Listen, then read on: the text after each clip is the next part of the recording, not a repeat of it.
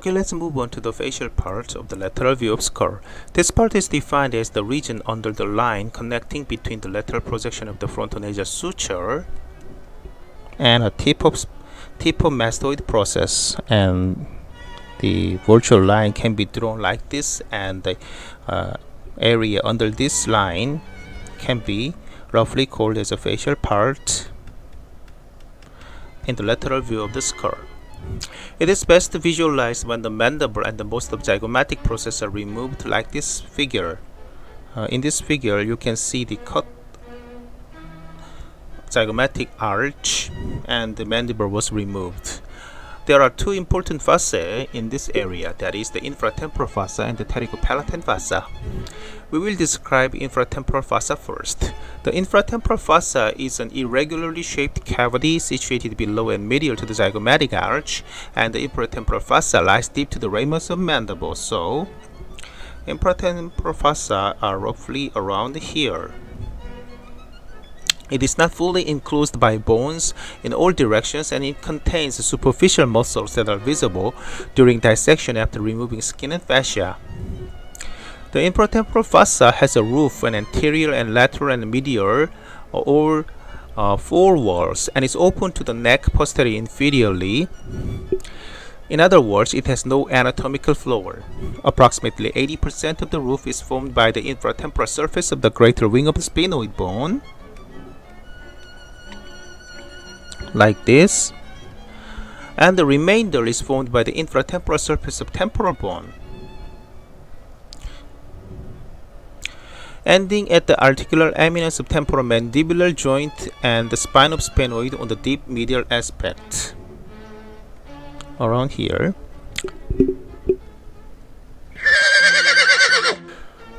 The infratemporal fossa's boundaries can be defined roughly by as follows. First, superiorly by the infratemporal crest, and the greater wing of sphenoid bone below the infratemporal crest, and by the under surface of the temporal scoma here. Anteriorly by the infratemporal surface of maxilla,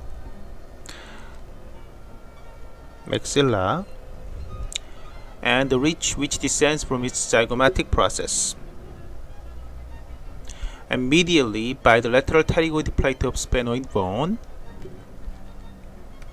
This is a medial pterygoid plate, lateral pterygoid plate of sphenoid bone, and laterally by the ramus of mandible, which may lie like here originally.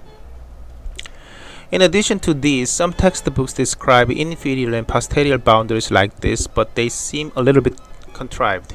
Inferiorly by the medial pterygoid muscles attaching to the mandible, probably like this, and posteriorly by the articular tubercle of the temporal and the spina angularis of the sphenoid bone.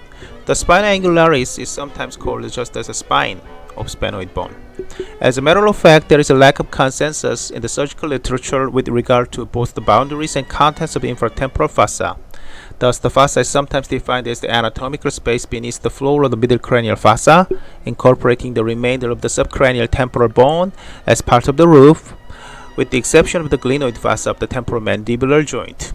In this description, the fossa is limited posteriorly by the prevertebral fascia and includes the internal carotid artery and the internal jugular vein, the lower cranial nerves, then the cervical sympathetic trunk, and the styloid process with its attached muscles and ligaments. Alternatively, the extended infratemporal fossa is said to consist of parapharyngeal and masticator spaces. But its communication. It communicates with the temporal fossa superiorly, deep to the zygomatic arch,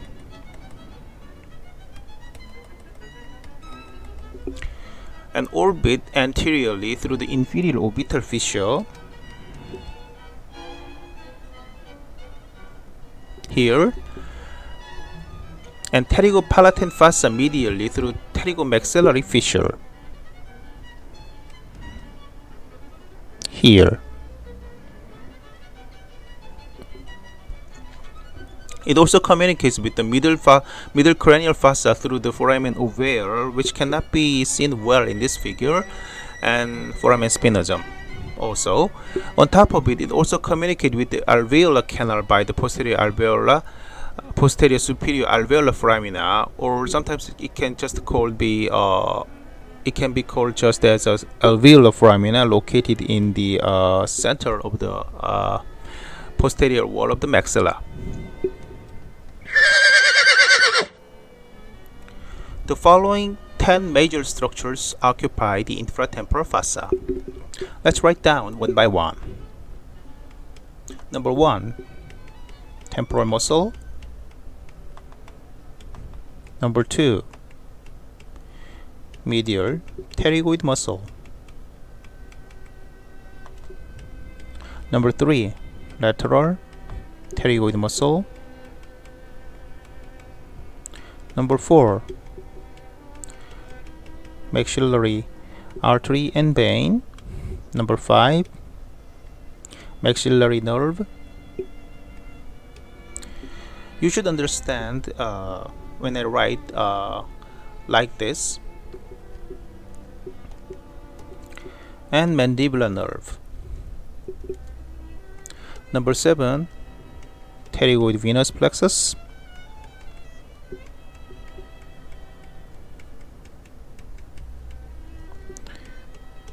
Number 8, chorda tympani nerve, which is very important in our field. Number 9, arctic ganglion. Number 10, spinomandibular ligament. For your information, I will introduce the last 3 structures briefly.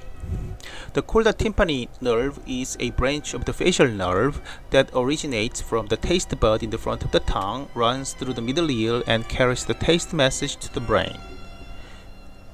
The number 9, arctic ganglion, is a small parasympathetic ganglion located immediately below the foramen ovale in the infratemporal fossa and on the medial surface of the mandibular nerve. It is functionally associated with the glossopharyngeal nerve and innervates the parotid gland for salivation. The last structure, the spinomandibular ligament, is a flat, thin band which is attached superiorly to the spina angularis of the sphenoid bone, and becoming broader as it descends, is fixed to the lingula of the mandibular foramen. The function of the spinomandibular ligament is to limit distension of the mandible in an inferior direction. There are 5 foramen or fissures that open into the infratemporal fossas. Let's write down these structures one by one. Number 1 is the foramen ovale. Number 2, foramen spinosum. Number 3, Alveolar Foramina. Number 4, inferior orbital fissure, which was described in the former video clip. Number 5, pterygo maxillary fissure. Okay, let's look into these structures more in detail. The foramen ovale. The foramen ovale is situated in the posterior part of the sphenoid bone, more specifically in the greater wing, posterolateral to the foramen rotundum and anteromedial to the foramen spinosum, to be mentioned immediately. It transmits the mandibular branch of the trigeminal nerve. It cannot be seen in this figure well because it is located on the underside of this sphenoid bone's greater wing, around here, and it transmits the mandibular nerve, the second branch of the trigeminal nerve. Next, the foramen spinosum. The foramen spinosum is situated just anterior to the spine of sphenoid bone and just lateral to the foramen ovale. Just not just lateral and a little bit posterior. Around here, and it transmits the middle meningeal artery and vein and the meningeal branch of the mandibular nerve. The major and important structures are meningeal artery. Okay, move on to the alveolar foramina. These foramina refers to the several apertures to alveolar canal located in the center of the posterior maxilla around the middle of the height. Around here, there are several foraminas. They convey posterior superior alveolar nerve, so they are sometimes called as the posterior superior alveolar foramina. Next, the inferior orbital fissure. The inferior orbital fissure lies in the floor of orbit inferior to the superior orbital fissure, and it's bounded superiorly by the greater wing of sphenoid bone and inferiorly by the maxilla and the orbital process of palatine bone, and laterally by the zygomatic bone. It opens into the posterolateral aspect of orbital floor, and the orbit and infratemporal fossa with pterygopalatine fossa can communicate through this figure. In this figure, we can find the inferior orbital fissure here with the blue colored area. It transmits the inferior ophthalmic vein and pterygoid venous plexus, the infraorbital nerve and vessels, the zygomatic branch of the maxillary nerve, and the ascending branch of the orbital periosteum from the pterygopalatine ganglion.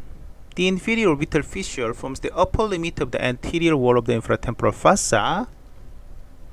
This is the upper limit of the temporal infratemporal fossa, and meeting the pterygomaxillary fissure at right angle. Pterygomaxillary fissure in this figure can be designated here like this at the red colored area, and we will describe the pterygomaxillary fissure immediately.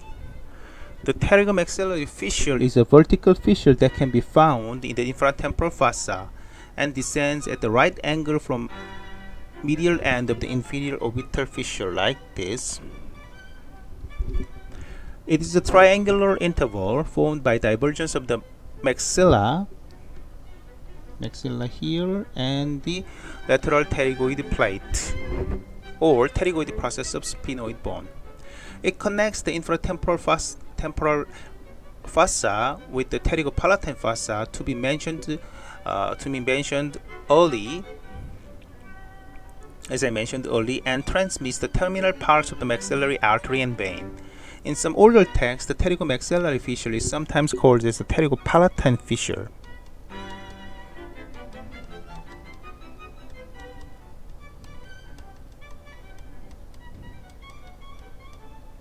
But I recommend you to use the pterygomaxillary fissure.